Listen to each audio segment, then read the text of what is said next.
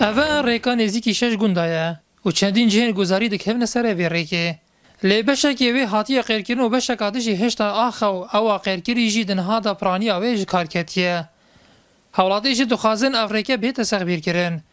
چونکی هاتون و چون خلک که زور لسر اوی ریکه. بلا ما مراجعت كره هيفا ويفا نقلك هوتا لجنة وهيفا ويفا آخری هوتا تعویض دوما دی چکن اوه چون سالا نوتو سیاتو وگوه حاله به شورعوه که گناه ها به عالمی چیه بو چه قصی بس دوره جسر که دونی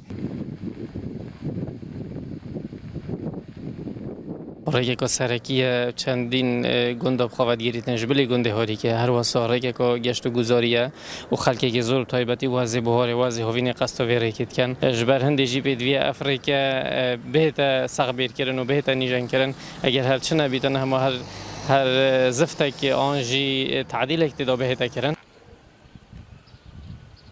ریوبری ناحیه دیره لوکیش درباره سخبیری کردن اوی ریکه و ها دی بیجه. ئێمە وەکو حکوومەتی هەرێم هەر ساڵ ئێمە بە خەمخۆری وەرگرین بەداخەوە بەڕاستی ئەف بابەتی قەیرانی دارایی کاریگەری کردیە سەر کە ئەف ڕۆژەیە ئەف ساڵە بە شێوەیەکی دروست دروستکردن چونکە ئێمە هەر ساڵ ئەو ڕێگایە خەڵکی گوندی ژاگادارن هەر ساڵ لایەنیت پێوەندار کە ساغبیری سیانەی ڕێکوپری دووەکەیە هەر ساڵ ئەو ڕێگایە نوێژن کاتەوە چکە بارودۆخی ئەو ڕێگای وەسایە هەر ساڵ دێتە خراپکردن و بەرنامەی حکوومەتی هەرێمیش بەرنامەیەکمان هەبوو کە بەرینوکە کە ئەو ڕێگای بێتە چێکردن بە شێوەیەکی فەنی و بە شێوەیەکی دروست بەڵام کاریگەری خەیرانی دارایی لە سەر حکوومەتی هەرێم و هەموو عراق کاریگەرە سەرەوەی کە ئەو پرۆژانە بێنە دواخستن.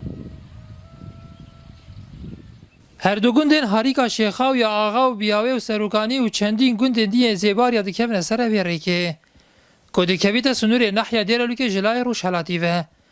Weke welatî didene diyarkirin çendîn sal e Efrîqya nehatiye qêrkirin bi temamî.